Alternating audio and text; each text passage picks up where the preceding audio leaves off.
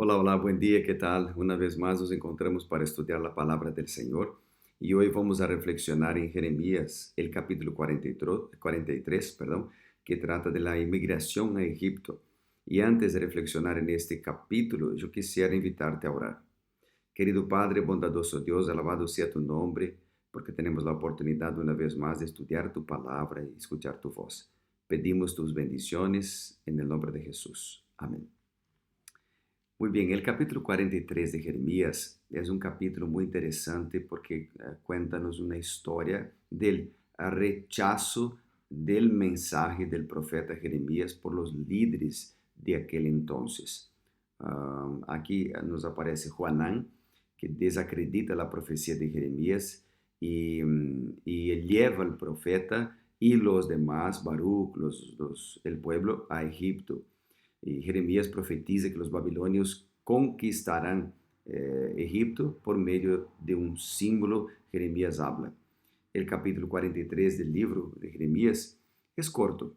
En los tres primeros versículos vemos el peligro de seguir a líderes que no están consagrados a Dios, que siembran dudas, que siembran mensajes de acuerdo con su propia voluntad y no con la voluntad del Señor, como aparece acá el caso de Juaná, por ejemplo. Bueno, yo quisiera leer contigo entonces algunos de los versículos de este capítulo, que es un capítulo distinto, pero es un capítulo que presenta también el gran conflicto que hay entre el bien y el mal. Bueno, en los versículos 1 a 3, aconteció que cuando Jeremías acabó de hablar a todo el pueblo, todas las palabras de Jehová su Dios, todas esas palabras que Jehová su Dios le había enviado a decirles, es decir, acá nosotros vemos que el mensaje no era de Jeremías, sino que de Dios. Entonces, Azarías, hijo de Osaías, Joanán, hijo de Carea, y todos los hombres de soberbios dijeron a Jeremías: mentira dices, no te ha enviado Jehová nuestro Dios para decirnos no vayas a Egipto para habitar allí, sino que Baruch, hijo de Nerías, te incita contra nosotros para entregarnos a manos de los caldeos, para matarnos. Viste que acá aparece Joanán, aparece Azarías y los hombres soberbios que no acreditaron, no creyeron en la palabra de Dios. Soberbio literalmente puede significar insolente, presuntuoso. Este adjetivo puede sugerir que estos hombres que estaban acá en este momento, bajo ninguna circunstancia, representaban el pueblo de manera general, pero como suele suceder, su agresión verbal les permitió tomar la iniciativa. Era un pueblo que quería seguir sus propios deseos. No querían quedar bajo la orientación del profeta.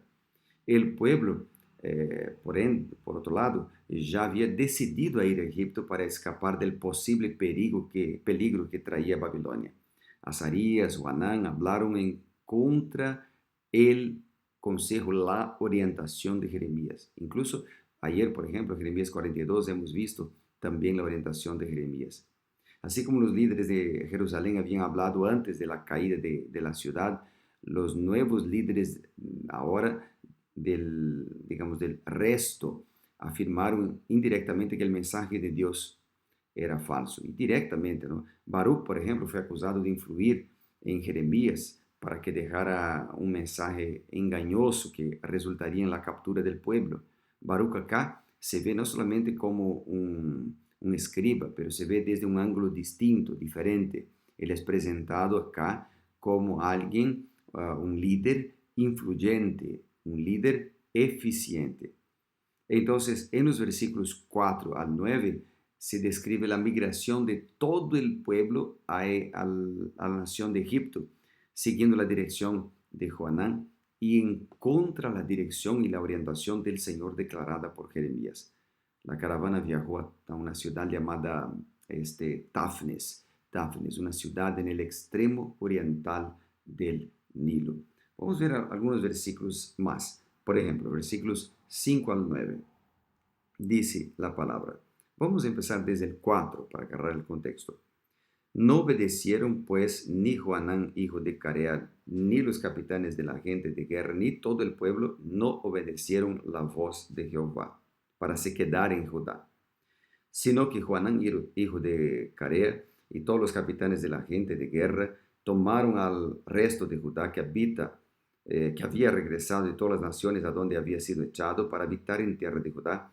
Eran los hombres, mujeres, niños, las hijas del rey y todas las demás personas que junto con Gedalías, hijo de Acán, hijo de Safán, y con el profeta Jeremías, y Baruch, hijo de Nerías, habían dejado Nebuzaradán, capitán de la guardia. Entraron pues en tierra de Egipto sin obedecer la voz de Jehová y llegaron hasta Tafnes. Vino la palabra de Jeremías entonces en Tafnes diciendo: toma tus manos unas piedras grandes y cúbrelas de barro en el enladrillado que está a la puerta de la casa del faraón en Tafnes, a la vista de los hombres de Judá. Bueno, acá nosotros tenemos una referencia a los fugitivos de Moab, Amán, Edom, ¿verdad? Cuya inclusión en esta inmigración significa que prácticamente toda Judea quedaría despoblada. Acá incluye también las hijas del rey, o sea, todas las princesas se fueron también y fueron para Tafnes, una ciudad que era el lugar donde los inmigrantes decidieron establecer su nuevo hogar, al menos por un tiempo. Bueno, es interesante que lo que me llama atención en estos versículos es un pueblo, líderes que siguen su propio deseo, líderes que no siguen la orientación del Señor, líderes que decidieron andar por las tendencias, seguir las tendencias y no las orientaciones de Dios, porque las orientaciones de Dios ahora, en este caso, andaban en contra el deseo que tenían ellos en su corazón. Sabes que seguir al Señor significa a veces seguir no lo que está en nuestro corazón, seguir orientaciones distintas.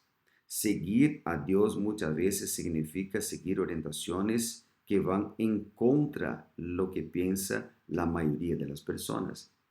Por eso tenemos que estar conectados con Dios, por eso tenemos que leer la Biblia, por eso tenemos que conocer a Cristo personalmente, para que Él nos pueda guiar siempre, incluso cuando nosotros pensamos que las orientaciones de Él no son las mejores, pero Dios siempre sabe lo que es mejor. Él conoce tu vida, Él sabe de lo que tú necesitas. Por lo tanto, Él nos puede guiar, Él te lo puede guiar por los mejores caminos.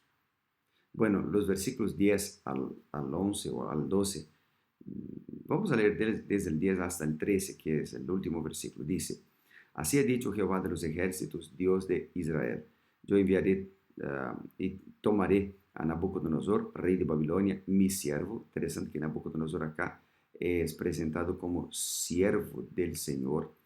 ¿No? Dios puede usar cualquier persona para cumplir su palabra, su deseo, ¿verdad?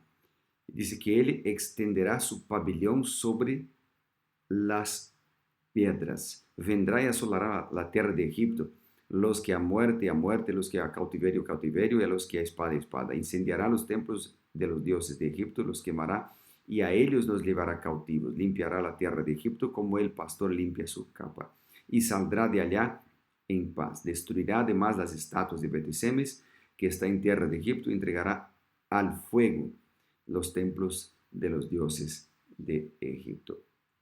Bueno, este es un oráculo, una profecía de juicio que se hace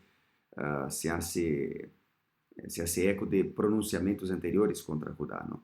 Identificando a Nabucodonosor como siervo del Señor, como Jeremías 25, 9, 27, 6, por ejemplo. Las piedras mencionadas acá simbolizan la base sólida del imperio de Nabucodonosor, el punto desde el cual expandiría su tienda. Espada de muerte, cautiverio que has mencionado acá, es una referencia a un juicio severo, duro contra Egipto, incluyendo un juicio contra el pueblo desobediente de Judá. Bueno, hay algunas otras expresiones destacadas que yo destaqué acá en el versículo 10. Dice que Él acá extenderá su pabellón sobre ellas. Esa es una expresión interesante porque este pabellón era como una alfombra de cuero colocada en la plataforma debajo del trono, donde los criminales se arrodillaban para recibir el golpe mortal. La traducción de la versión bíblica Septuaginta dice: y levantará los brazos contra ellos. Este punto de vista está de acuerdo con la profecía de que cuando Nabucodonosor vino a Egipto, sería o vendría a Egipto, sería el vengador de Dios para llevar a cabo la ira en contra su pueblo. Bueno, después en los versículos 11 y 12 hay otras expresiones, como por ejemplo dice el versículo 11, vendrá y asolará la tierra. Claro, en el contexto histórico se refiere a la invasión de Nabucodonosor, ¿no? Dice acá en el texto que él incendiará los templos, los quemará, ¿no? Nabucodonosor no tenía dificultad en conquistar la tierra de Egipto, avanzaría con fuerza, destruiría, ¿no? la tierra de Egipto, destruiría las columnas de los templos, los obeliscos de los templos, rompería en pedazos las columnas. Qué cosa, ¿no? Pregunto, ¿qué podemos aprender de este capítulo?